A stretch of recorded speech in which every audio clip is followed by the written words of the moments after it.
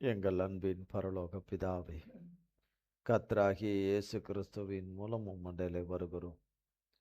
தந்தையே, இந்த நாளிலே பரிசுத்த ஆவியானவர் இவ்வேளையும் நேரத்தையும் நீர் ஆண்டவரை அடியானையும் முற்றுமுடிய பொறுப்படுத்திக் கொள்ளும்படியாய் கர்த்தராகிய இயேசு கிறிஸ்துவின் நாமத்தினாலே பாதம் பணிந்து மன்றாடுகிறேன் தகப்பனே. எங்கள் பரிசுத்த சத்திய ஆவியானவரே, எங்களை சகல சத்தியத்துக்குள்ளும் கண்டித்து எங்களை வழிநடத்துகிற தகப்பனே, உமது கரத்துக்குள்ளே எங்களை ஒப்பு கொடுக்கிறோம். நீர் கடந்து வருவீராக. இயேசுவின் நாமத்தினாலே உம்மை பாதம் பணிந்து அழைக்கிறோம். கடந்து வருவீராக. எங்கள் ஊற்று தண்ணீராகிய நீர் என்னையும் உம்முடைய பிள்ளைகளையும் நிரப்புவீராக. முற்றுமுடிய ஆண்டு கொள்ளும் ஆண்டவரே. என்னிலே மாம்சமான ஆண்டவரே, இந்த மண்ணோட்டுக்குள்ளே வேதத்தினர் கூடாததும் புறம்பானவைகள் ஒன்று கூட ஒரு காலமும் என்னிலே காணக்கூடாதபடி என் தகப்பனாகிய இயேசு கிறிஸ்துவின் நாமத்தின் அக்கினினாலும் ஒரு மன்னிப்பின் கிருபையின் இரக்கத்தின் தயவின் கருணையின் அக்கினினாலும் என்னிலே வேரோடு சுட்டரிக்கப்பட்டு போவதாக. தந்தையே, உம்முடைய நீங்காத பிரசன்னமும் உம்முடைய ஆவியின் நிறைவும் அபிஷேகமும் அக்கினியும் ஆண்டவரே, உம்முடைய புது புது எண்ணெயிலாகிய அபிஷேகத்தினாலும் உமது ஆண்டவரே பரிசுத்த தைலத்தினாலும் அபிஷேக தைலத்தினாலும் நீர் ஆண்டவரே உம்முடைய கரத்தில் இருக்கிற உம்முடைய பிரசன்னத்தில் இருக்கிற தெய்வீக கிருபா வரங்களினாலும் உம்முடைய சாரத்தினாலும் சத்துவத்தினாலும் ஆண்டவரே உம்முடைய தைரியத்தினாலும் பலத்தினாலும் உம்முடைய சாயலாலும் உம்முடைய சுகத்தினாலும் குணத்தினாலும் வல்லமையினாலும் அக்கினினாலும் வெளிச்சத்தினாலும் ஆண்டவரே உம்முடைய கிருபையின் மேல் கிருபையினாலும் உம்முடைய பேரன்பினாலும் என்னை நிரப்பி ஆண்டவரே உம்முடைய அக்கினினால் நிரப்பி முற்றுமுடிய உள்ளம் புறமும் ஆண்டு கொள்ளும் தகப்பனே. ஆராதனையில் பங்கு பெறுகிற உம்முடைய பிள்ளைகள் லைவில் இருக்கிற ஒவ்வொருவரையும் முற்றுமுடிய ஆண்டு கொள்ளும், ஆளுகை செய்யும். எங்கள் பிதா குமாரன் பரிசுத்த ஆவியானவராய் மூவராய் ஒன்றாய் இருக்கிற எங்கள் ரட்சிப்பின் அதிபதியாகிய சர்வ சிருஷ்டகராகிய இயேசு மகாராஜாவுடைய நாமம் மட்டுமே மகிமைப்படுவதாக. இயேசு கிறிஸ்துவின் மூலம் செபிக்கிறோம் பிதாவே. ஆமீன், ஆமீன். கர்த்தருடைய நாமத்திற்கு ஸ்தோத்திரம். ரட்சிப்பு கர்த்தருடையது என்ற வார்த்தையில் எபிரேயர் 2ஆம் அதிகாரம். எபிரேயர்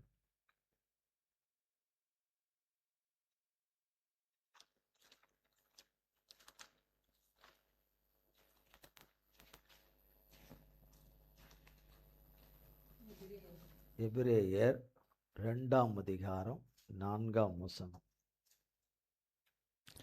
அடையாளங்களினாலும் அற்புதங்களினாலும் பலவிதமான பலத்த செய்கைகளினாலும் தம்முடைய சித்தத்தின்படி பகிர்ந்து கொடுத்த பரிசுத்த ஆவியின் வரங்களினாலும் தேவன் தாமே சாட்சி கொடுத்ததுமாயிருக்கிற இவ்வளவு பெரிதான இரட்சிப்பை குறித்து நாம் கவலையற்றிருப்போமானால் தண்டனைக்கு எப்படி தப்பித்து கொள்ளுவோம்? அடையாளங்களினாலும் அற்புதங்களினாலும் பலவிதமான பலத்த செய்கைகளினாலும் தம்முடைய சித்தத்தின்படி பகிர்ந்து கொடுத்த பரிசுத்த ஆவியின் வரங்களினாலும் தேவன்தாமே சாட்சி கொடுத்ததுமாயிருக்கிற எவ்வளவு பெரிதான ரட்சிப்பை குறித்து நாம் கவலையற்று இருப்போமானால் தண்டனைக்கு எப்படி தப்பித்து கொள்வோம் என்று. எபிரேயர் 5ஆம் அதிகாரம்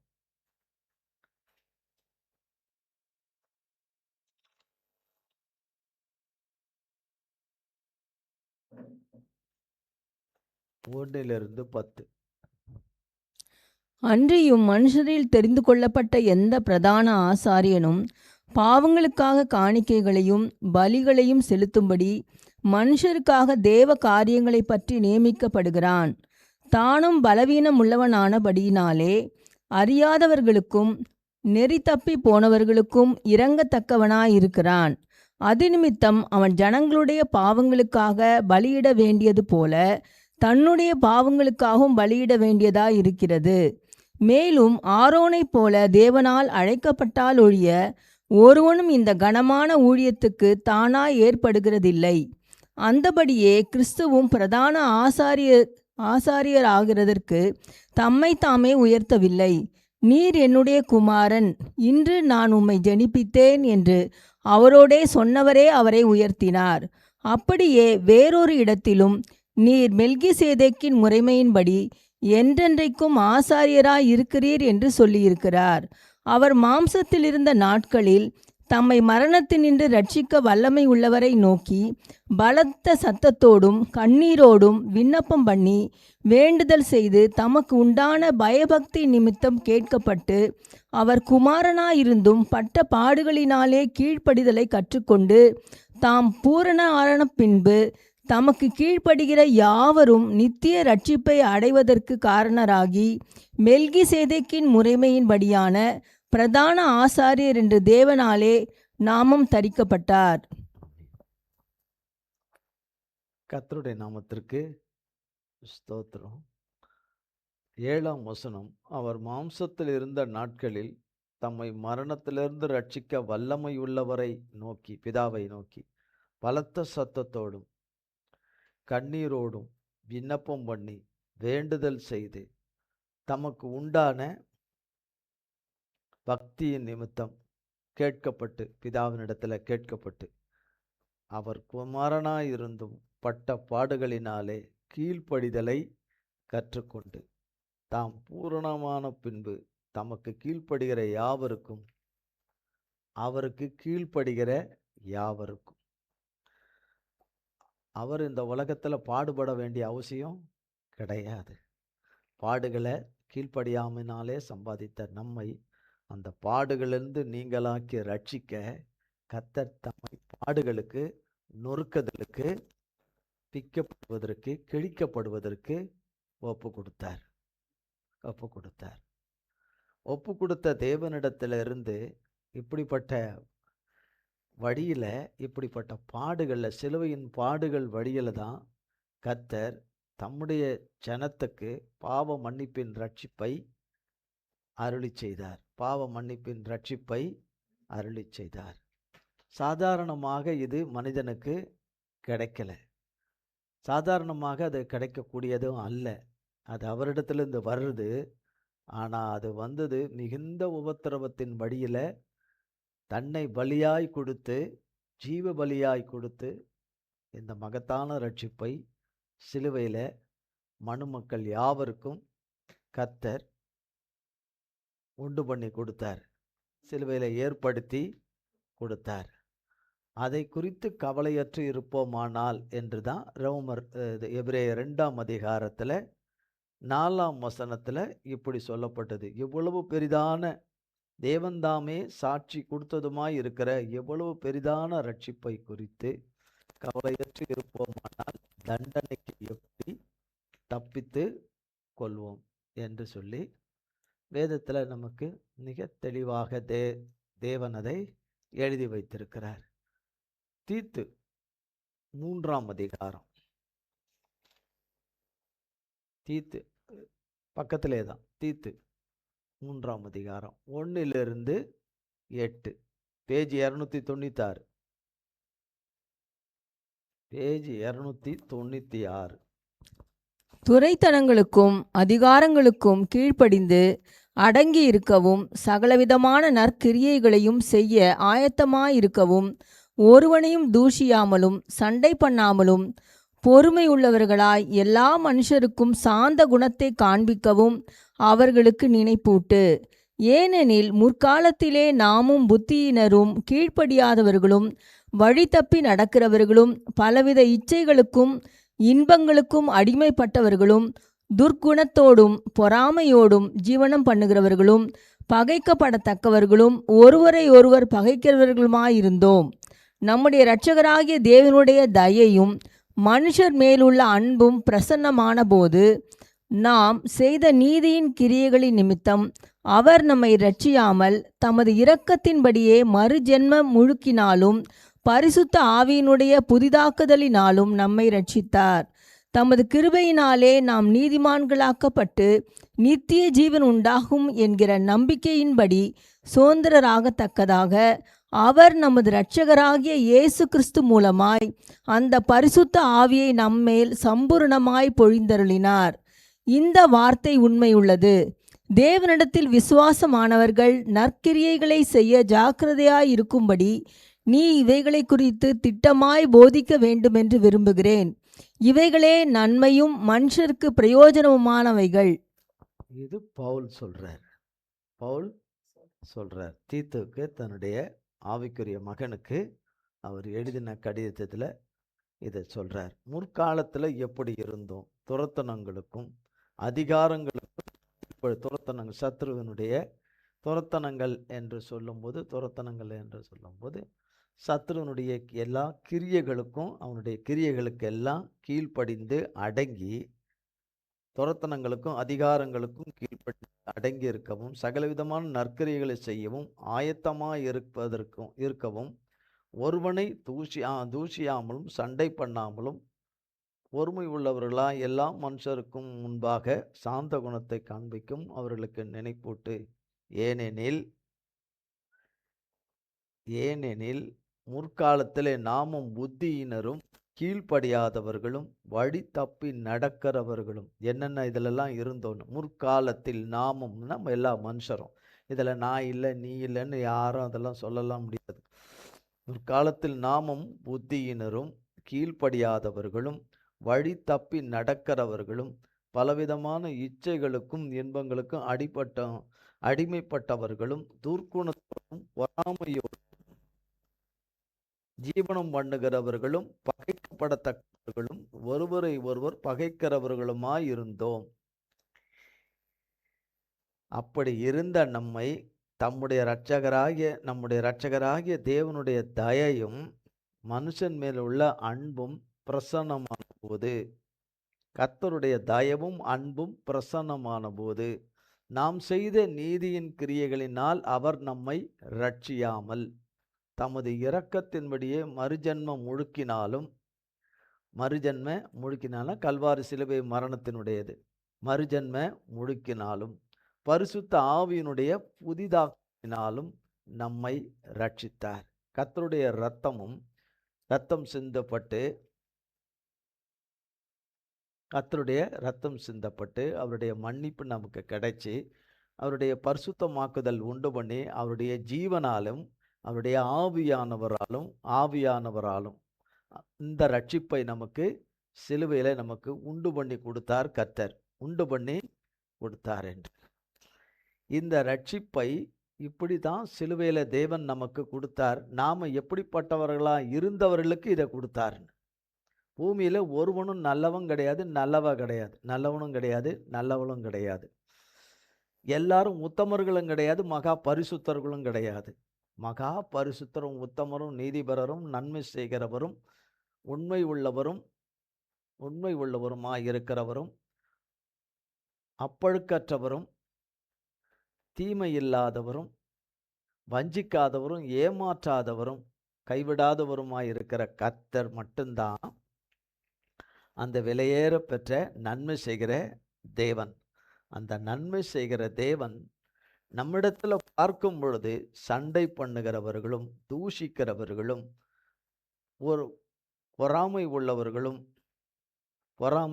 உள்ளவர்களும் எதிலுமே கீழ்ப்படியாதவர்களும் புத்தியினரும் வழி தப்பி நடக்கிறவர்களும் பலவிதமான இச்சைகளிலே விழுந்தவர்களும் பலவிதமான இன்பங்களிலே விழுந்து அடிப்பட்டவர்களும் துர்க்குணம் நிறைந்தவர்களும். துர்க்குணம்னா அதுக்குள்ள எல்லா கபடு என்னென்ன இருக்கோ அத்தனையும் துர்க்குணத்தோடும் ஜீவனம் பண்ணுகிறவர்களும் மற்றவர்களை பகைக்கிறவர்களுமாய்தான் இருந்தோம்.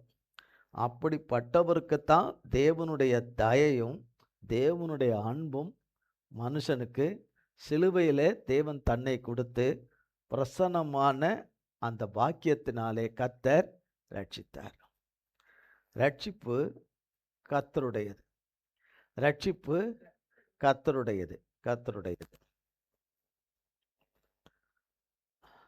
அப்போஸ்தலர் நடபடிகளின் புஸ்தகம் 16ஆம் அதிகாரம்.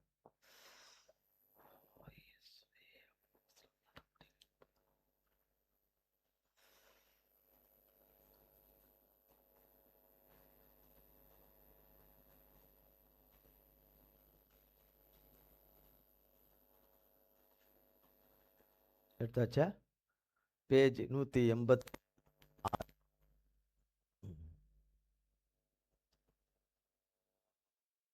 13ஆம் வசனத்திலிருந்து. ஓய்வு நாளில் நாங்கள் பட்டணத்துக்கு வெளியே போய் ஆற்றினருகே வழக்கமாய் ஜெபம் பண்ணுகிற இடத்தில் உட்கார்ந்து அங்கே கூடி வந்த ஸ்திரீகளுக்கு உபதேசித்தோம். அப்பொழுது தியத்தீரா ஊராளும் இரத்தாம்பரம் விற்கிறவளும் தேவனை வணங்குகிறவளுமாகிய லீதியாள் என்னும் பேருள்ள ஒரு ஸ்திரீ கேட்டுக்கொண்டிருந்தாள்.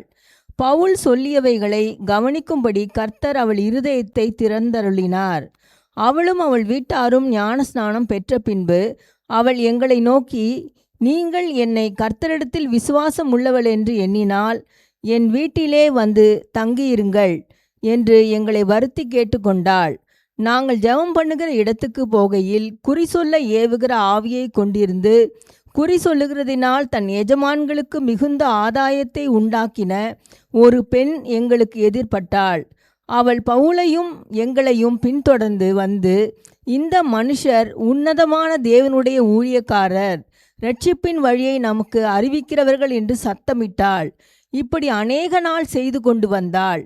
பவுல் சினங்கொண்டு திரும்பி பார்த்து, நீ இவளை விட்டு புறப்படும்படி இயேசு கிறிஸ்துவின் நாமத்தினாலே உனக்கு கட்டளையிடுகிறேன் என்று அந்த ஆவியுடனே சொன்னான். அந்நேரமே அது புறப்பட்டு போயிற்று. அவளுடைய எஜமான்கள் தங்கள் ஆதாயத்து நம்பிக்கை அற்று போயிற்றென்று கண்டு பவுலையும் சீலாவையும் பிடித்து சந்தை வெளியிலுள்ள அதிகாரிகளிடத்தில் இழுத்து கொண்டு போனார்கள். அவர்களை அதிகாரிகளிடத்தில் ஒப்புவித்து, யூதர்களாகிய இந்த மனுஷர் நம்முடைய பட்டணத்தில் கலகம் பண்ணி ரோமராகிய நாம் ஏற்றுக்கொள்ளவும் அனுசரிக்கவும் தகாத முறைமைகளை போதிக்கிறார்கள் என்றார்கள். அப்பொழுது ஜனங்கள் கூட்டம் கூடி அவர்களுக்கு விரோதமாய் எழும்பினார்கள்.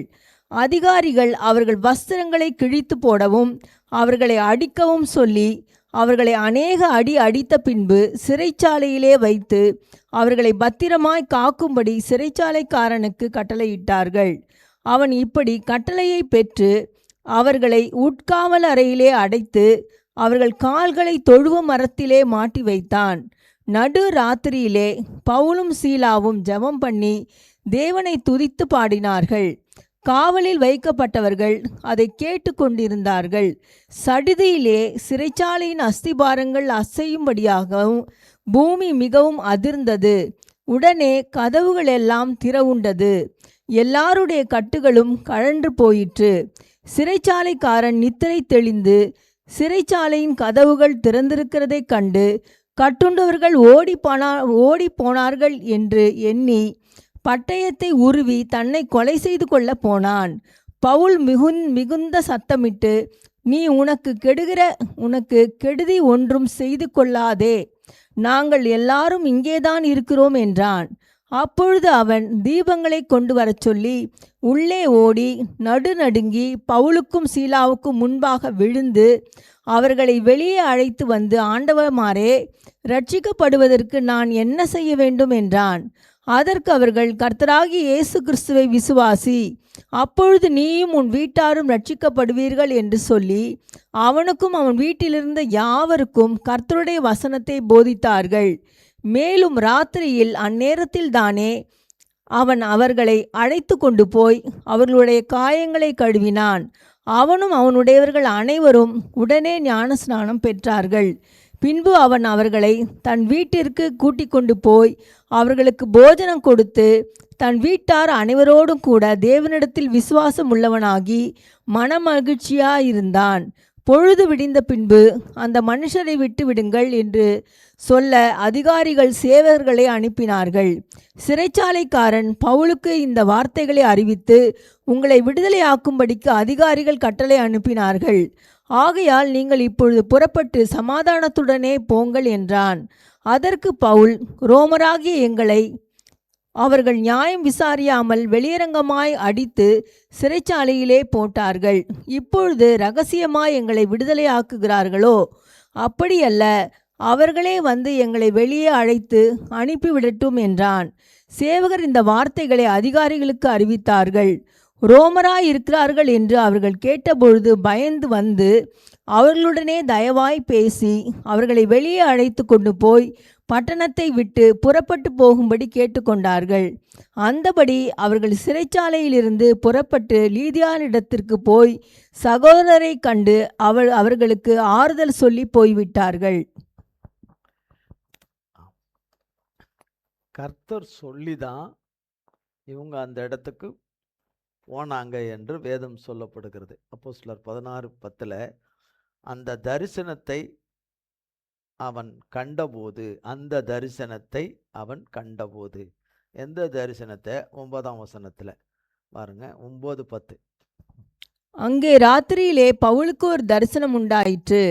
அதென்னவெனில், மக்கெதோனியா தேசத்தான் ஒருவன் வந்து நின்று, நீர் மக்கெதோனியாவுக்கு வந்து எங்களுக்கு உதவி செய்ய வேண்டுமென்று தன்னை வேண்டிக் கொண்டதாக இருந்தது. அந்த தரிசனத்தை அவன் கண்டபோது அவர்களுக்கு சுவிசேஷத்தை அறிவிக்கும்படி கர்த்தர் எங்களை அழைத்தார் என்று நாங்கள் நிச்சயித்து கொண்டு உடனே மக்கெதோனியாவுக்கு புறப்பட்டு போக பிரயத்தனம் பண்ணி. பிரயத்தனம் பண்ணி.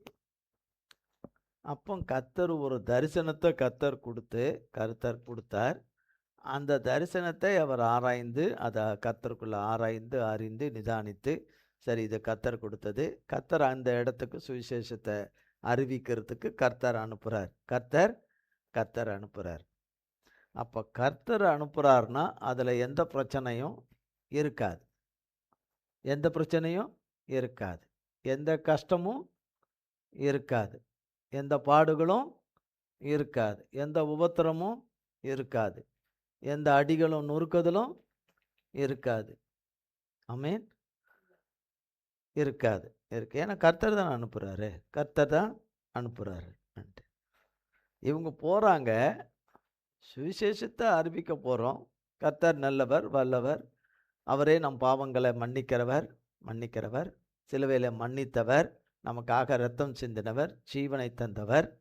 அவர்தான் வானத்துக்கும் பூமிக்கும் தேவன், அவரை அல்லாமல் வேறொரு தேவன் இல்லை என்று சத்தியத்தை சத்தியமாக எப்படி ஆவியானவர்களை சொல்லணுமோ அதை போய் சொல்ல போகிறோம். ஏற்றுக்கொள்கிறவங்க ஏற்றுக்கொள்கிறாங்க, ஏற்றுக்கொள்ள மறுக்கிறவங்க விட்டு போவாங்க. தூஷணம் பண்ணுறவங்க தூஷிப்பாங்க, பரிகசிக்கிறவங்க பரிகசிப்பாங்க. இன்னும் புதுசாக ஒரு தேவனை பற்றி சொல்கிறாங்க, புதுசாக ஒரு நாமத்தை பற்றி சொல்கிறாங்க, ஒரு கடவுளை பற்றி சொல்கிறாங்க, அது சொல்கிறாங்கன்னு சொல்லி, சரி என்ன தான் சொல்கிறாங்கன்னு பார்ப்போம். நமக்கு வேறு நேரம் போல், சரி இவங்க சொல்கிற இதை கேட்டுக்கிட்டு உட்காந்துருப்போம். அந்த காலத்தில் சினிமா கிடையாது, எதுவும் கிடையாது, அந்த மாதிரியான எந்த காலகட்டங்கள் கிடையாது. சரி இது போர் அடிக்கிறதுக்கு இதை கேட்போம் கொஞ்ச நேரம். புதுசாக யாரோ இங்கேருந்தோ வந்திருக்கிறாங்களே, அவங்க வந்திருக்கிறவங்க சொல்கிறத கேட்போம், சொல்கிறத கேட்போம். நேரம் போல் வீட்லேயும் போர் அடிக்குது, வியாபாரமும் அங்கே சரியில்லை, கடையிலையும் போர் அடிக்குது, சரிட்டு ஆஃபீஸ்லேயும் போர் அடிக்குது, நம்மளும் டீ கடையிலையும் போர் அடிக்குது, மரத்த கடையிலையும் போர் அடிக்குது, எல்லா இடத்துலையும் போர் அடிக்குது. சரி இவங்க ஏதோ சொல்கிறாங்களே சுவிசேஷன் ஏதோ சொல்கிறாங்களே அப்படின்னு சொல்லிட்டு இந்த மனுஷன் என்ன சொல்கிறான்னு கேட்போம், கொள்ளுவோன்னு. இப்படி கேட்டவங்க நிறைய பேர். ஆனால் அதில் ஒரு சிலர் இது அருமையான சத்தியம், மெய்யான தேவனை குறித்து நாம் இப்போ தான் கேள்விப்படுறோம், இப்படி ஒரு தேவனா, இப்படி ஒரு இரட்சகரா என்று சொல்லி பார்க்குறாங்க என்று சொல்லி எண்ணினவங்க சிலர். அப்படி எண்ணினவங்களில் தான் ஒருத்தவங்க 13ஆம் வசனத்தில் சொல்லப்படுது. எபிரேயர் அப்போஸ்தலர் 16ஆம் அதிகாரம் 13 ஓய்வு நாளில் நாங்கள் பட்டணத்துக்கு வெளியே போய் ஆற்றின் அருகே வழக்கமாய் ஜெபம் பண்ணுகிற இடத்தில். பட்டணத்துக்கு வெளியே ஆற்றங்கரை பக்கம். இப்போ மார்க்கெட்டு பக்கம்னா கூட்டம் நிறையா இருக்கும், வீடுகள் பக்கம்னா கூட ஜனங்கள் நடமாட்டங்கள் கொஞ்சம் அதிகமாக இருக்கும். ஆனால் ஆற்றங்கரை பக்கம்னா அந்த ஆற்றங்கரைக்கு எதுக்காக வர்றாங்களோ அது சம்மந்தமான கூட்டங்கள் தான் இருப்பாங்க. ஆனால் இவங்க தேர்வு செய்த இடம், இந்த நேரம் அந்த டைமில் தேர்வு செய்த இடம் ஆற்றங்கரை ஓரமாக அவங்க ஜெபம் பண்ணுறதுக்காக கூடுற இடம். அப்படி உட்கார்ந்திருந்த நேரத்தில் கூடி வந்த ஸ்திரீகள் வந்திருக்காங்க, கொஞ்சம் பேர் வந்திருக்காங்க. அதில் ஒருத்தவங்க தான் தியோதரா ஊராலும் ரத்தாம்பரம்னா விலை உயர்ந்த பொருளை விற்கிறவங்க, ஒரு வியாபாரி, ஒரு வியாபாரி வியாபாரி ஒரு பெரிய வியாபாரி, விற்கிறவளும் தேவனை வணங்குகிறவளும் ஆகிய தேவனை வணங்குகிறவளும் ஆகிய லீதியாள் என்னும் பேருள்ள ஒரு ஸ்திரீ கேட்டுக்கொண்டிருந்தாள். அங்க அநேகர் கேட்கிறாங்க, ஆனா அதுல ஒருத்தர் தான் கவனமா கேட்கிறாங்க. இன்னைக்கு அதே நிலை தானே, அன்னைக்கும் அதே நிலை தான், 2000 ஆண்டுகளுக்கு முன்பும் அதே நிலை தான், இன்னைக்கும் அதே நிலை தான், இன்னைக்கும் அதே நிலை தான். ஆனா அவங்க தேவனுடைய வார்த்தையை கூர்ந்து கவனிக்கணும். வார்த்தையை கவனிக்க முடியும்? ஒருத்தர் வாயிலிருந்து தேவ ஆவியானவரால புறப்பட்டு வருது. அதை எப்படி நம்ம கண்ணால பார்க்க முடியும்?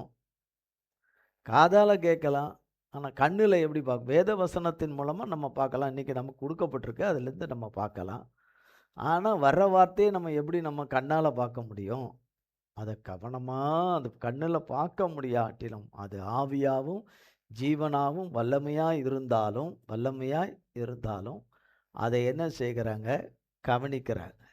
அப்போ அதில் ஒருத்தர் தான் அதை கவனிக்கிற ஆள். அப்போ அங்கே இருந்தவங்க 50 பேரோ 40 பேரோ 30 பேரோ 100 பேரோ எவ்வளவோ, நமக்கு அந்த நம்பர்லாம் ஒன்றும் இதில் தெரியல. நம்பரை வச்சு தேவன் இருக்கிறார் என்று கணக்கு போடக்கூடாது. கூடுகையினுடைய நம்பர்களை வச்சு கணக்கு போடக்கூடாது. அப்படி வேதம்லாம் அப்படி எதுவுமே சொல்லலை. வேதம் ஒன்று சொல்லுது, 2 பேராவது 3 பேராவது என் நாமத்தினால எங்கே கூடியிருக்கிறார்களோ, அப்படின்னா அவரை பற்றி கொண்டு அவரை சார்ந்து கொண்டு அவரை நம்புகிறவர்கள் கொஞ்சம் பேராக தான் இருப்பாங்க, மிக குறைவாக தான் இருப்பாங்க. கர்த்தருடைய பேரை சொல்லி நாங்களும் கர்த்தருடைய ஜனம், நாங்கள் கர்த்தருடையவர்கள் என்று சொல்லுகிறது பெருங்கூட்டம் இருக்கும். அதை வச்சு கணக்கு போட்டுறவே கூடாது. இங்கே வந்திருக்காங்க, இந்த இடத்துலையும் நிறைய பேர் வந்திருக்காங்க, ஆற்றங்கரையோரம் வந்திருக்கிறவங்க கர்த்தருடைய வார்த்தையை கேட்க தான் வந்திருக்காங்க. ஆனால் கர்த்தருடைய வார்த்தையை கவனமாகவும் விருப்பமாகவும் கவனமாகவும் விசுவாசத்தோடு கேட்டவங்க, பார்த்தவங்க லீதியாளின்.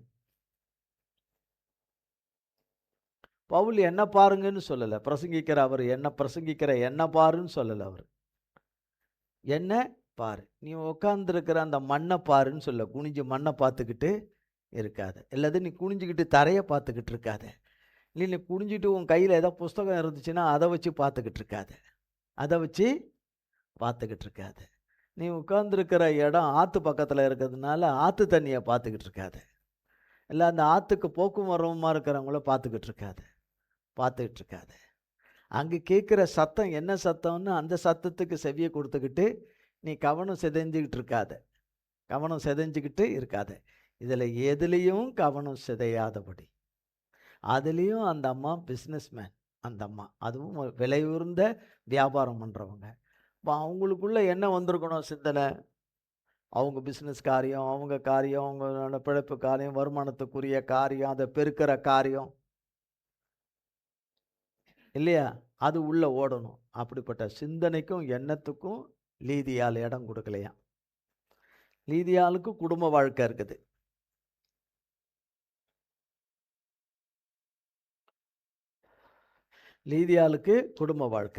அதையும் நினைக்கலையா. தான் செய்து கொண்டிருக்கிற வியாபாரத்தை குறித்தும் நினைக்கல.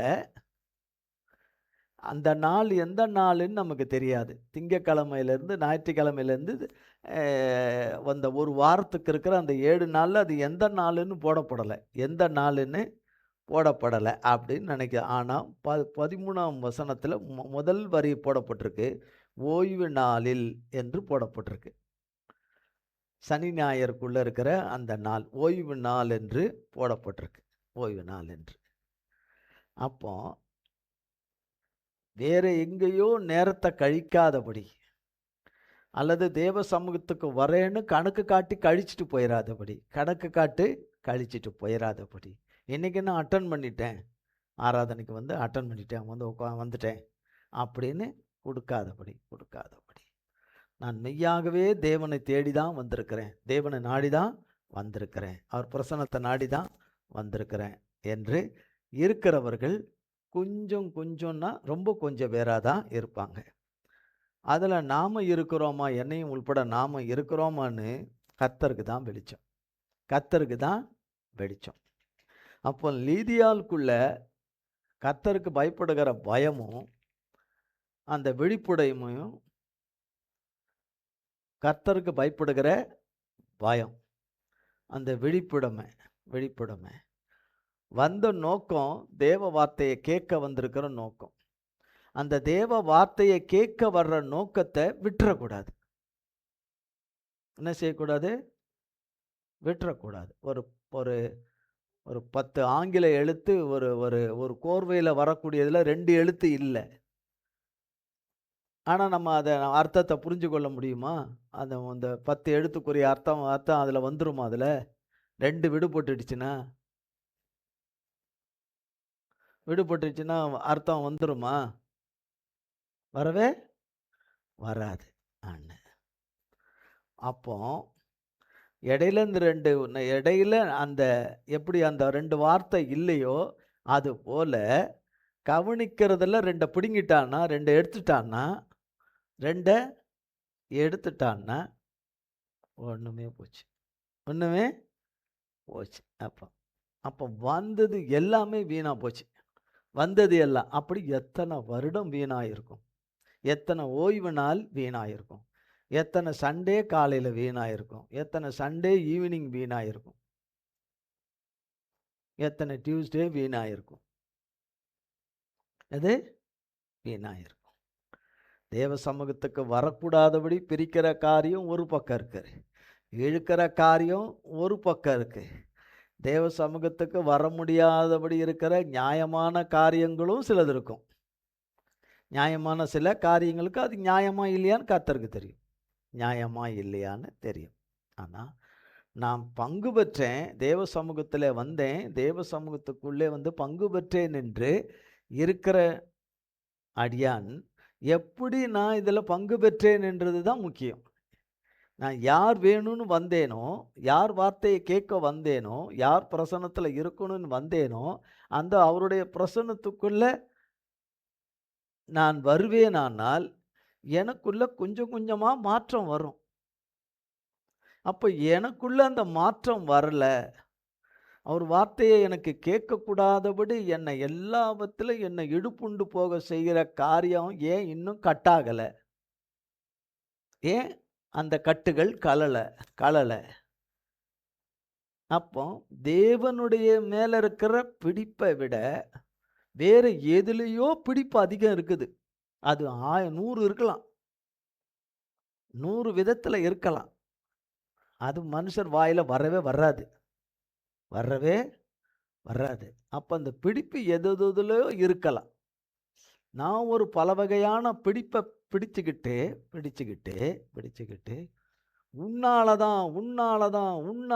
உன்னாலதான் சங்கிலி கலலை, உன்னாலதான் கட்டுகள் அழலை, உன்னாலதான் கயிறு அறுக்கப்படலை, உன்னாலதான் உபத்திரவம் நீங்கலை, உன்னாலதான் வேதனை நீங்கலை, உன்னாலதான் பஞ்சம் நீங்கலை, உன்னாலதான் தேவை சந்திக்கப்படலை, உன்னாலதான் நன்மை வரல, உன்னாலன்னு என்னைக்கு என்னாலன்னு நான் என்னைக்கு சொல்றது?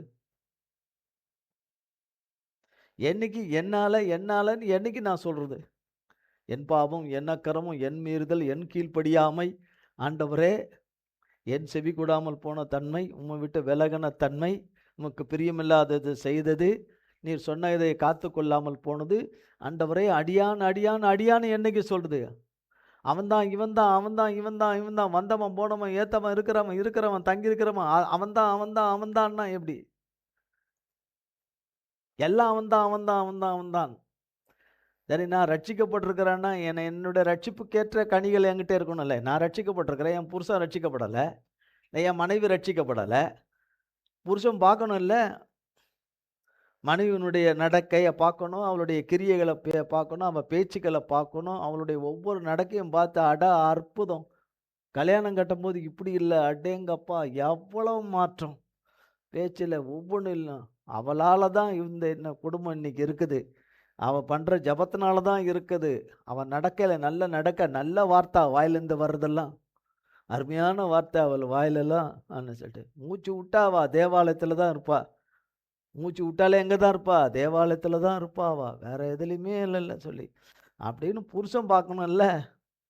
அவள் பண்ணுற ஜபத்தில் தான் எனக்கு நன்மை உண்டாகுது, எனக்கு நன்மை நடக்குது, காரியங்கள் நடக்குது என்று சொல்லி பார்க்கணும்ல. பிள்ளைகள் தாயில் பார்க்கணும், தகப்பனில் பார்க்கணும், இப்படி பல இருக்கு. அப்போ அங்கே தான் இருக்கு. அப்போ லீதியால் என்பவர்கள் வசனமே சொல்லுது, அவர்கள் தேவனுடைய மக என்று தான் சொல்லப்படுது. தேவனுடைய மக. எனக்கு தெரியாத சத்தியத்தை இந்த ஊருக்கு வந்திருக்கிற இந்த மனுஷன் என்னத்தை பெருசாக சொல்ல போகிறான், இந்த பவுலுங்கிற மனுஷன் என்னத்தை பெருசாக சொல்ல போகிறார், இவர் எனக்கு என்ன சொல்ல போகிறார், நான் என்ன பெருசாக தெரிஞ்சுக்க போகிறேன் அப்படின்லாம் இல்லை. அவர் சொல்கிறத என்ன சொல்ல வர்றாரு, தேவனை குறித்து, இரட்சகரை குறித்து, ரட்சிக்கிற தேவனை குறித்து என்ன சொல்ல வராருன்னு கேட்க வந்தவங்கள அவங்க ஒருத்தவங்க. அவங்க ஒரு பெரிய வியாபாரி.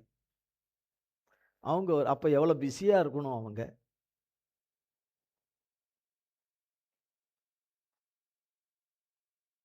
எவ்வளோ பிஸியாக இருக்கிறாங்க. ஒருத்தர்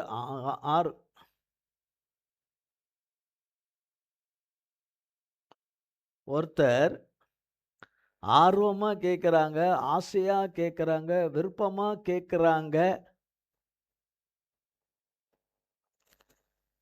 ஆசையாக கேட்குறாங்க, விருப்பமாக கேட்குறாங்க, இருதயபூர்வமாக கேட்குறாங்க, மனப்பூர்வமாக கேட்குறாங்க. கர்த்தரை வார்த்தையை ஆவென்று வாங்கி உட்கொள்கிற அந்த வாஞ்சையோடு கேட்குறாங்க, தாகத்தோடு கேட்குறாங்கன்றத கர்த்தர் பார்க்கணும். கர்த்தர் பார்க்கணும். அப்படி கர்த்தருடைய ஆவியில பார்த்தவர் தான் இந்த பவுல். கர்த்தருடைய வார்த்தையை கவனமாக கேட்கறதும் அதை உள்வாங்கி கொள்றது ஒரு பெரிய காரியம். அது அநேகர் இடத்துல கிடையாது.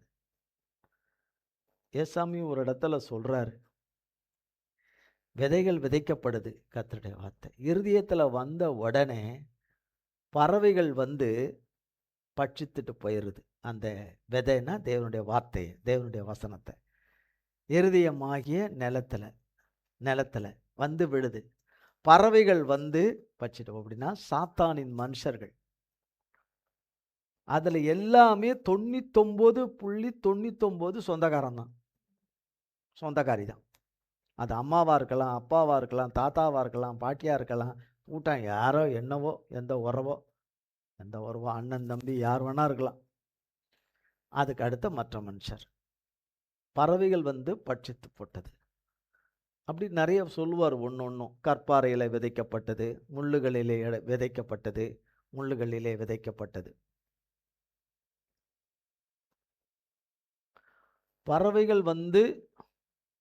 பறவைகள் வந்து பட்சித்து போடுற நிலமா நம்ம இருதய நிலம். துன்பம் உண்டான உடனே இன்னொரு பகுதியில் இருக்கும், இந்த சுவிசேஷத்தில் இன்னொரு பகுதியில் இருக்கும், 4 சுவிசேஷத்தில் ஒரு இடத்துல இருக்கும். என்ன இருக்கும்? துன்பம் உண்டான உடனே, வசனம் விதைக்கப்பட்ட உடன் என்ன வருதான்? துன்பம் வருதான். துன்பம் வந்த உடனே சொல்லப்பட்ட வார்த்தையெல்லாம் ஓடிடுச்சு. சொல்லப்பட்ட வார்த்தைகள் எல்லாம் ஓடி போச்சு. என்ன சொன்னார்னே தெரியல, என்ன சொன்னார்னே புரியல. 10 ஆங்கில எழுத்துல 2 எழுத்து இடையில விட்டது போல விட்டுட்டேன். அது என்ன சொன்னாங்க, இடையில என்ன சொன்னாங்க கொண்டாங்கன்னு விட்டுட்டேன். அது எப்படி தான் விட்டணும் எனக்கே தெரியல. ஆனால் முழுக்க அவங்களால தான். அதுக்கப்புறம் சாத்தான். எல்லாமே சாத்தான்னு சொல்லிட முடியாது. சாத்தான் செய்ய வரத்துக்குள்ள நம்மளே இந்த வேலையை செஞ்சிருவோம். அவனுக்கு ஒரு வேலையும் அவனுக்கு கொடுக்காதபடி அந்த வேலையை நம்மளே செஞ்சிருவோம்.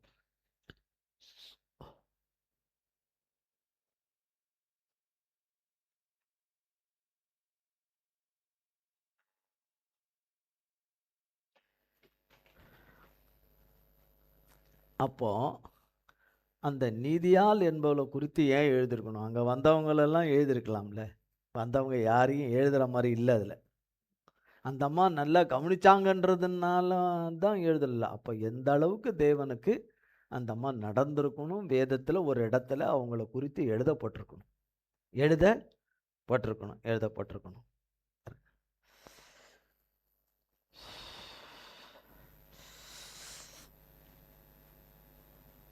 அங்கே கூடியிருந்த ஸ்திரீகளுக்குன்னு போட்டிருக்கு.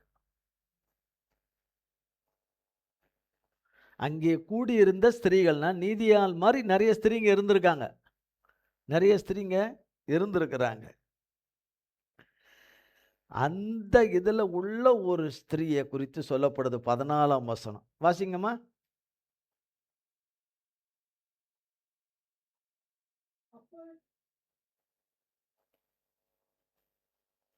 அப்பொழுது தியத்தீரா ஊராளும் இரத்தாம்பரம் விற்கிறவளும் தேவனை வணங்குகிறவளுமாகிய லீதியாள் என்னும் பேருள்ள ஒரு ஸ்திரீ கேட்டுக்கொண்டிருந்தாள். பவுல் சொல்லியவைகளை கவனிக்கும்படி கர்த்தர் அவள் இருதயத்தை திறந்தருளினார். நல்லா கேட்டுக்கணும். ஒரு ஸ்திரீ, அந்த ஸ்திரீ கேட்டு கொண்டிருந்தால் பவுல் சொன்னவைகளை கவனிக்கும்படி. பவுல் சொன்னதை கேட்டுக்கிட்டு இருந்தா கர்த்தர் கவனிக்கும்படி அவ இருதயத்தை திறந்தான்னா இந்த அம்மா என்ன பண்ணியிருக்கணும்? கர்த்தர்கிட்ட ஜெபம் பண்ணியிருக்கணும். என்னை கவனிக்கும்படி செய்யுங்க ஆண்டவர். என்னது? ஒரு ஆள் அங்கேருந்து ஆடிக்கின்னு வரான்னு வச்சுங்க, நீங்கள் அவங்ககிட்ட போகிறதுக்கு யோசிப்பீங்களா? ஒரு ஆள் அங்கேருந்து தெருவில் ஆடின்னு வராங்கங்க, அப்படி எப்படிம்மான்னு நீங்கள் என்ன நினைப்பீங்க? கிட்ட வரும்போது என்ன சொல்லவே மாட்டீங்களா? ஓ, நீங்கள் இருக்கிற இடம் முழுசாக டாஸ்மார்க் இல்லாத இடம்ன்றதுனால தானே. உங்கள் ஏரியா முழுசும் மனுஷர் குடிக்காத மக்கள் வாழ்கிற இடம். வர்றாங்க, நீங்கள் என்ன நினைப்பீங்க சொல்லுங்கள்? அதை குடிச்சிட்டு ஆடிக்கிட்டு வர்றாங்க ஒருத்தன், நீங்கள் ஏற்ற மாதிரி வரீங்க அவன் கிட்டத்தில், நீங்கள் என்ன நினைப்பீங்க?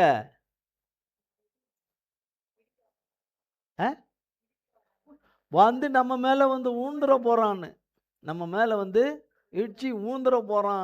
அவன் எங்கேயாவது நம்ம மேலே வந்து உழ நமக்கு எதுக்குடான்னு இல்லையா? அவனை கண்டாலே என்ன செய்வோம்? விலகி போக பார்ப்போம். இப்போ இங்கே இவ்வளவு கவனமாக கேட்கணும்னு அப்போ ரொம்ப நாளாக இந்த அம்மா கேட்டுக்கொண்டு இருந்திருக்கணும்.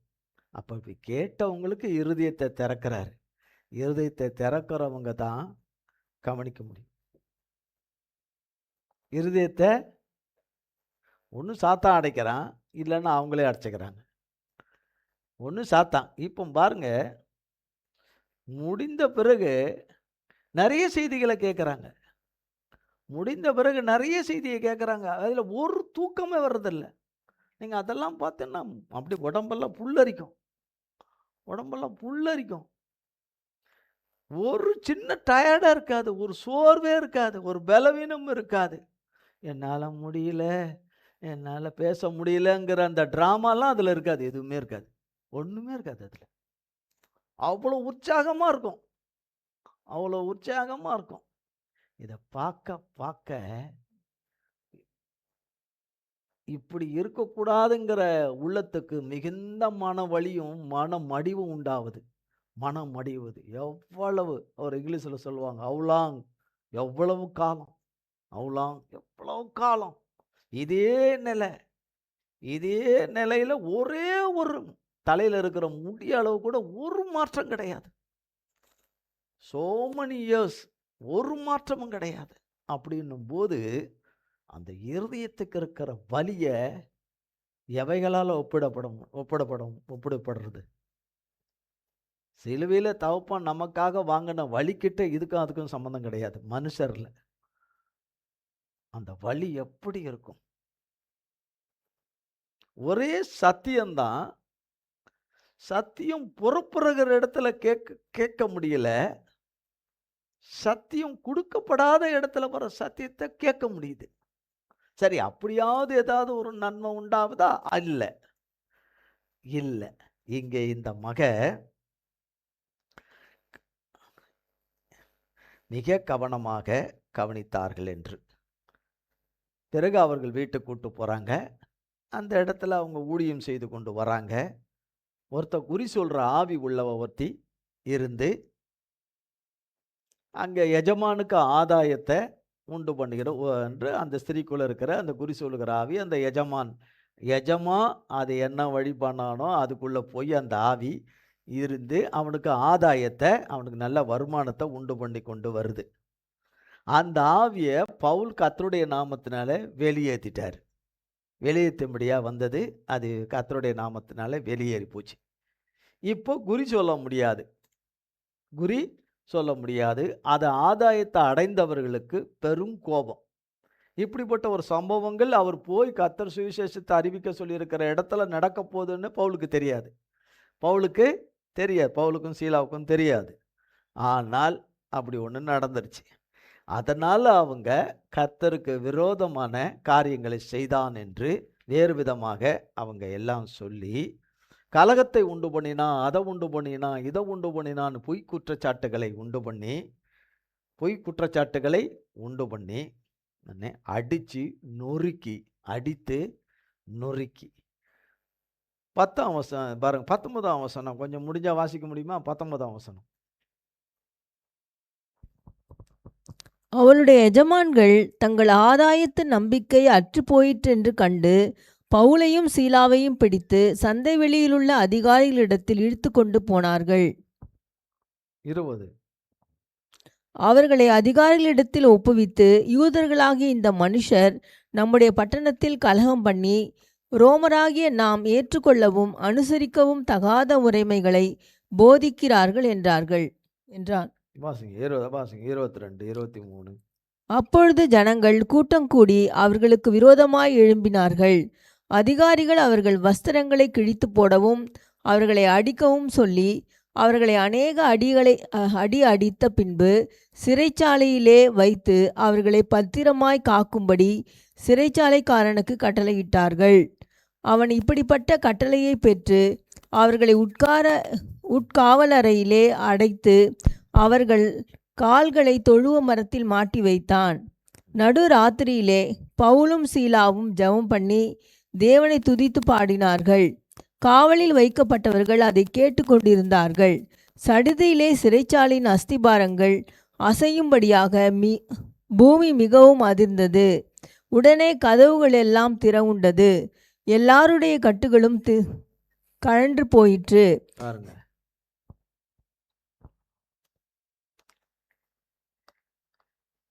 இதில் போடப்பட்டிருக்கு இல்லையா? அவங்க அறிவிச்சது சுவிசேஷம், அவங்க குறிச்சது கர்த்தருடைய நாமத்தினால, ஏசப்பாவுடைய நாமத்தினால தான் அந்த ஆவி, குறி சொல்கிற ஆவி போச்சு. பவுல் நாமத்தினால அது போகாது போல. பவுல் அவர் வார்த்தையை சொல்லலை, அவர் சொந்த கருத்துக்களை அபிப்பிராயத்தை சொல்லலை. கர்த்தரை குறித்து, மெய்யான தேவனை குறித்த வார்த்தையும் வசனத்தை தான் அவர் போதிச்சார்.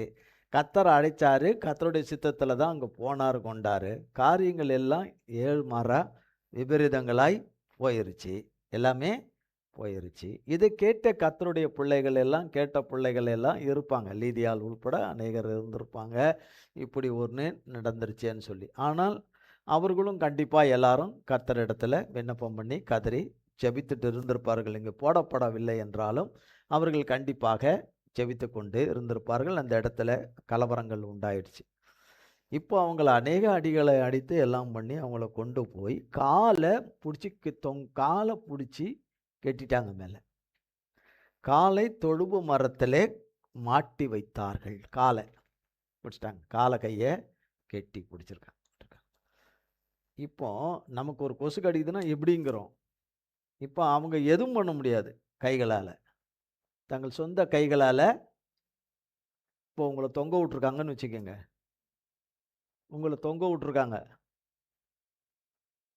கேட்கலையா? கேட்க மாட்டேங்குதா? சரி, பரவாயில்ல. இப்போ நீங்கள் பாட்டு போடுவீங்க, ஸ்தோத்திர பலி சொல்லுவீங்க? சொல்லுவீங்களா?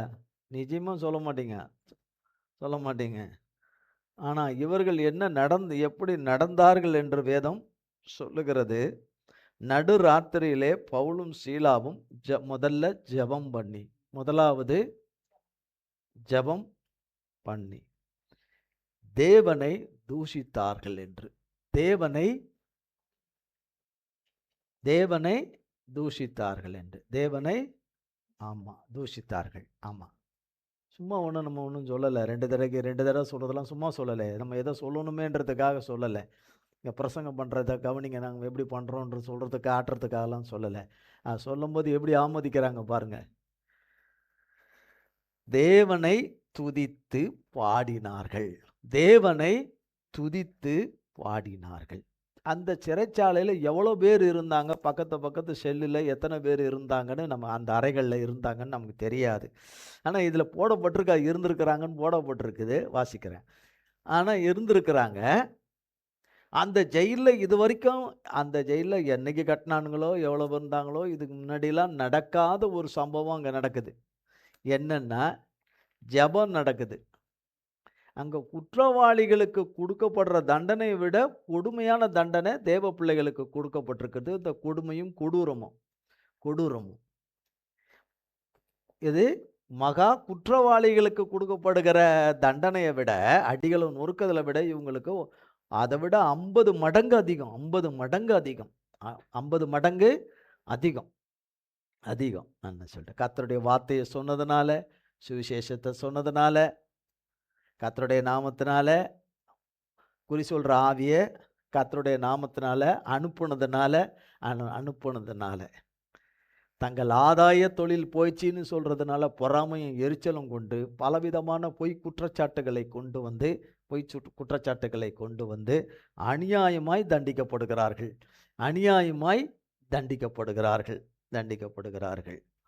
அப்போ இப்படி யாராவது ஜெபம் பண்றதை அவங்க பார்த்ததில்ல. அவங்க ஜெபம் பண்றாங்க. அந்த சத்தத்தை அந்த சிறைச்சாலையில் இருக்கிறவங்க கேட்குறாங்க. சபைக்கு வந்தவங்க கேட்கல. அந்த சிறைச்சாலையில் இருந்தவங்க கேட்குறாங்க. எப்படி?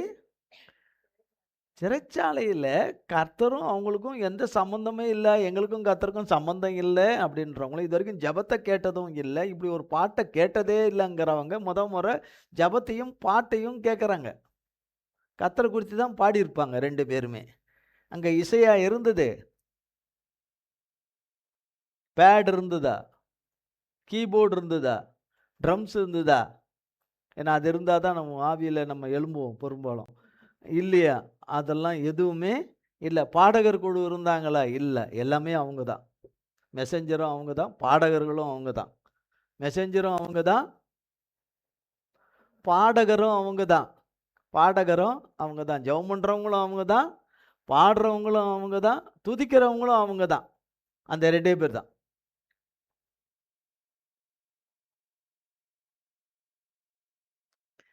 இதை கேட்டுக்கொண்டிருந்தார்கள் என்று வசனம் சொல்லுது. 25ஆம் வசனம். காவலில் வைக்கப்பட்டவர்கள் அதை கேட்டுக்கொண்டிருந்தார்கள். எத்தனை பேர் கேட்டார்களோ தெரியாது. 26ல தேவ பிரசன்னம் கடந்து வருது. அவர்கள் இருக்கிற இடத்துல தேவ பிரசன்னம் கடந்து வருது. சடிதிலே சிறைச்சாலையின் அஸ்திபாரங்கள் குலுங்கிச்சு, அதிர்ந்துச்சுன்னு. அங்க தேவதூதன் வந்தான்னு சொல்லப்படலை. தேவதூதன் வந்தான் என்று. அங்க பேதுருவை குறித்து சொல்லப்பட்டிருக்கு அப்போஸ்தலர் பன்னெண்டுல, தேவதூதன் வந்தான் என்று. இங்க தேவதூதன் வந்தான் என்று சொல்லப்படல. தேவ பிரசன்னம், தேவ வல்லமை இங்க வருது. தேவ பிரசன்னம் வருது. தேவ பிரசன்னம் வரும்போது இவங்க இருக்கிற இடம் 10க்கு 10 சைஸ்ல உள்ள இடமோ என்ன அளவோ, அது உள்ள இருக்கிற அவங்க தனியா இருக்கிற அந்த இடம் உள்ளறை ஒரு சிறைச்சாலையினுடைய நடு இதுல வைக்கப்பட்டிருக்காங்க. அவ்வளோ காவல் பலமா இருக்கணும்னு அதை நடுவில் கொண்டு போய் வச்சிருக்கிறாங்க. நடுவில் கொண்டு போய் வச்சிருக்கிறாங்க உள்ளறையில். தேவ பிரசன்னம். அவங்க தானே பாட்டு பாடினாங்க, அவங்க தானே ஜெபம் பண்ணாங்க, அவங்க 2 பேரும் தானே ஜெபம் பண்ணாங்க. என்ன ஜெபம் பண்ணாங்கன்னு நமக்கு தெரியாதுன்னா, கர்த்தர்கிட்ட ஜெபம் பண்றாங்க. கர்த்தர் அந்த ஜெபத்த கேட்டுக்கிட்டு இருக்காரு. ஜெபம் பண்றாங்க. ஜெபம் பண்றாங்க. பாட்டு பாடுறாங்க. நிலைமை தலைகீழ இருக்கு. சரீரம் மிகவும் நொறுக்கப்பட்டிருக்குது. மனசு, இருதயம், ஆவி எல்லாம் நொறுக்கப்பட்ட நிலைமையில, எல்லாம் நொறுக்கப்படல. அநியாயமாய் அநியாயமாய் கொடூரமா தண்டிக்கப்பட்டுக்கிட்டே இருக்காங்க. அவங்க அங்க தண்டிக்கப்பட்ட ரத்தம் வடியுது. இருதயத்துல வடியுது, சரீரத்திலும் வடியுது. அவர்களுடைய செயல்களாலும், வார்த்தைகளாலும், அவர்களுடைய குட்டுதல்களினாலும், குத்தல்களினாலும் பீறுண்டவர்களா இருக்கிறாங்க இந்த பவுலும், சீலாவும். பவுலும், சீலாவும். இதை செய்தவர்களும் பாதி பேர் வெளியில இருக்கிறாங்க. செய்தவங்க இந்த அறையில இருக்காங்க. செய்தவங்க பாதி பேர் எங்க இருக்காங்க? வெளியில இருக்கிறாங்க. சிறைச்சாலையை விட்டு வெளியில இருக்கிறாங்க. பாதி பேர் சிறைச்சாலையில இருக்கிறாங்க செய்தவங்க. இந்த கொடூரத்த பவுலுக்கு செய்தவங்க அந்த அறையில தான் இருக்கிறாங்க. இப்ப இவங்க பாட்டு பாடுறாங்க, எல்லாம் பண்றாங்க. அவங்க வித்தியாசமா கேட்கறாங்க அத. அவங்களும் கவனமா கேட்டுக்கிட்டு இருந்திருக்காங்க. அவங்களும் ஆனா இவங்க அவங்கள பார்க்கல. ஏன்னா பார்க்க முடியாதபடி இருக்கும் நெறைய. அதனால அவங்க பார்க்க முடியல. ஆனா கேட்க முடியுது. ஜெபம் பண்ற சத்தத்த கேட்க முடியுது.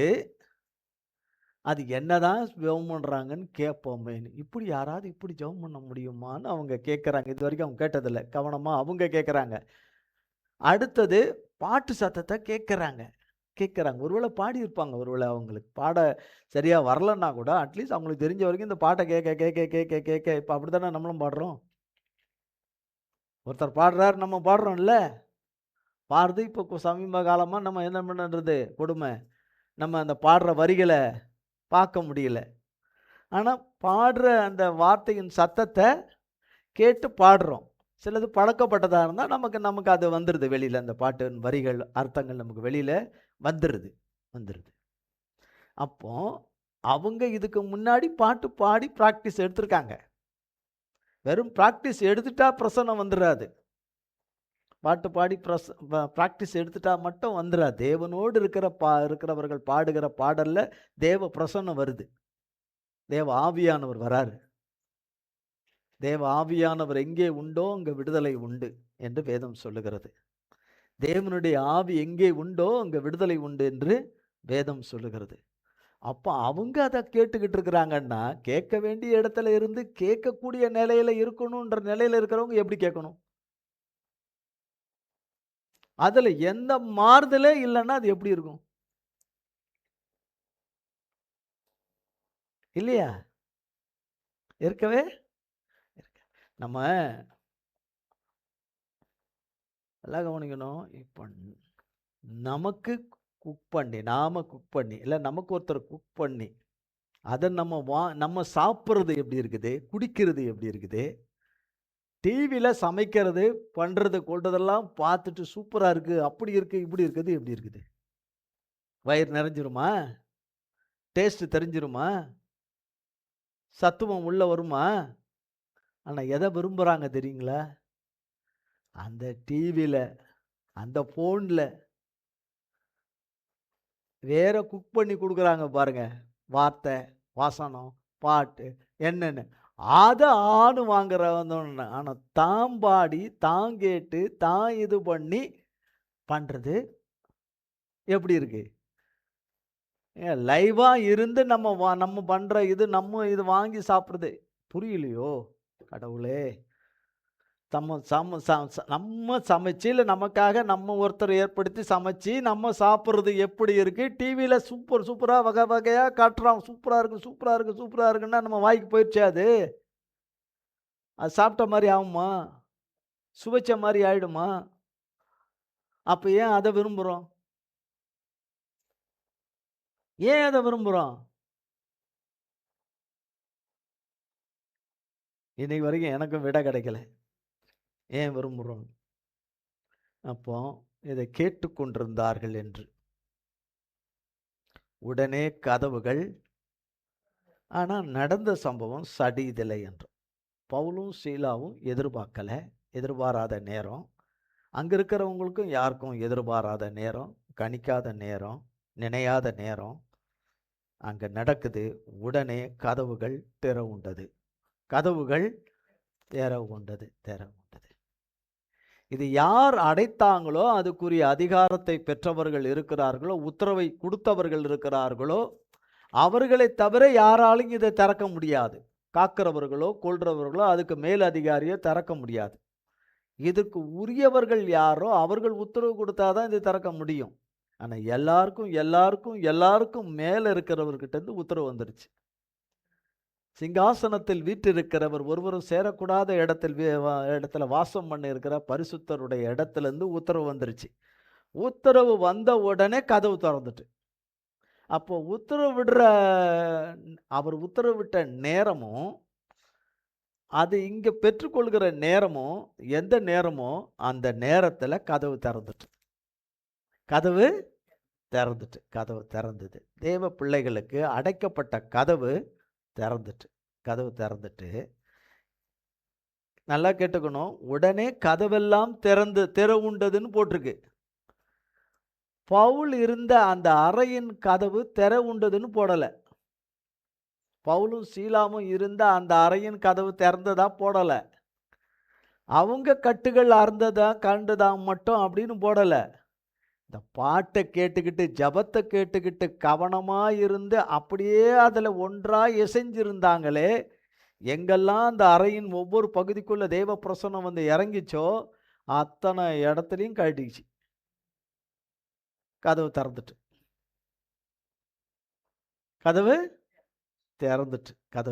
கதவுன்னா நீங்கள் வெறும் இந்த கதவுன்னு நினச்சிக்க கூடாது.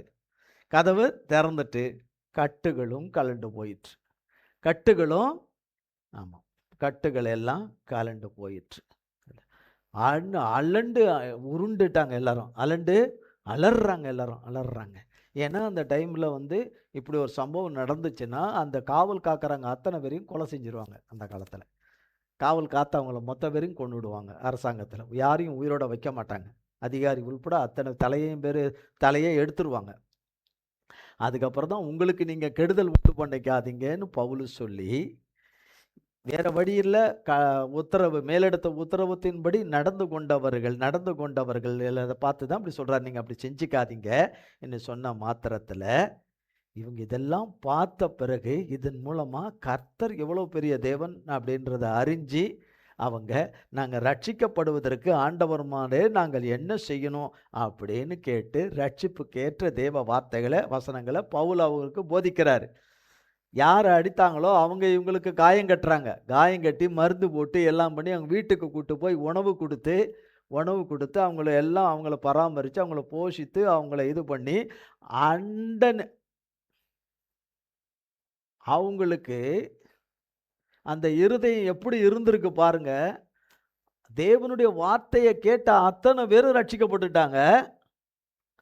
கேட்டுக்கிட்டே இருக்கிறாங்க. 25 வருஷமா, 40 வருஷமா, 50 வருஷமா, 55 வருஷமா, இன்னைக்கு வரைக்கும் ரட்சிக்கப்படலை.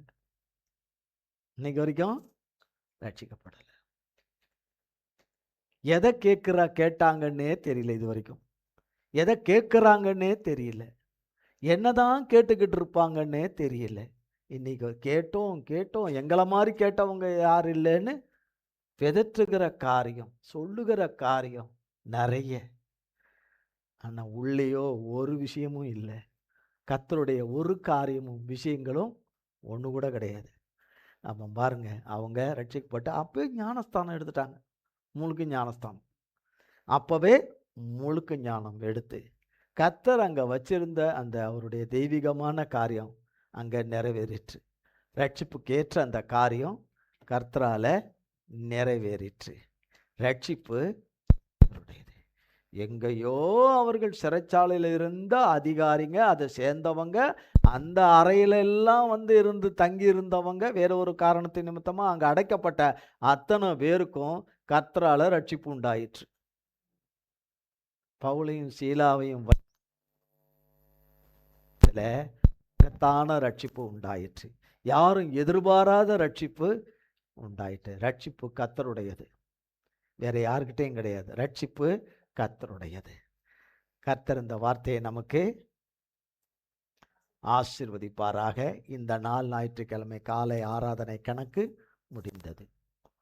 ஆமென், ஆமென். கர்த்தருக்கு ஸ்தோத்திரம். கர்த்தர் இந்த வார்த்தைகளை நமக்கு ஆசீர்வதிப்பாராக. ஜெபம் செய்வோம். எங்கள் அன்பின் பரலோக பிதாவே, கர்த்தராகிய இயேசு கிறிஸ்துவின் மூலம் உம்மண்டையிலே வருகிறோம்.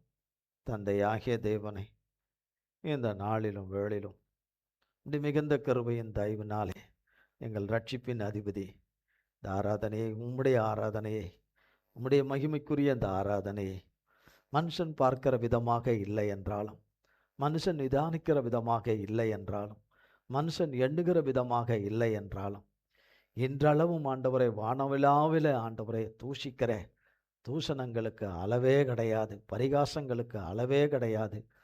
ஆனாலும் ஆண்டவரே, அல்லேலூயா, எங்கள் தேவனாகிய கர்த்தாவே, அதை ஒரு புட்டுப்பூச்சி அரித்து போடுவது போல அது ஒரு நாளிலே மாலை அதுவைகள் எல்லாம் அழிக்கப்பட்டு போகும்.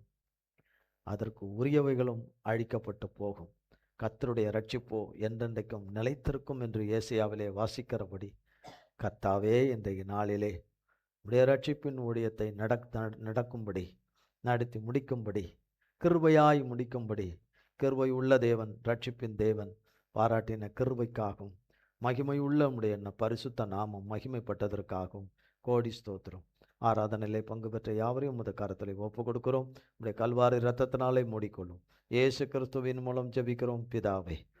ஆமேன், ஆமேன், ஆமேன். என் ஆத்துமாவே கர்த்தரை ஸ்தோத்திரி, என் முழு உள்ளமே பரிசுத்த நாமத்தை ஸ்தோத்திரி. என் ஆத்துமாவே கர்த்தரை ஸ்தோத்திரி, கர்த்தர் செய்த சகல உபகாரங்களை மறவாதே. ஆமேன், ஆமேன், ஆமேன். கர்த்தராகிய இயேசு கிறிஸ்துவின் கிருபையும், பிதாவாகிய தேவனுடைய அன்பும், பரிசுத்த ஆவியானவருடைய அந்யோன்ய ஐக்கியமும் பராமரிப்பும் பாதுகாவலும் என்றென்னைக்கு நம்முடையவர் கூட சதா காலங்களுக்கும் நிலைத்திருப்பதாக. ஆமேன், ஆமேன், ஆமேன். இயேசுவின் ரத்தம் ஜெயம். இயேசுவின் பரிசுத்த நாமத்திற்கே ஸ்தோத்திரம். God bless you.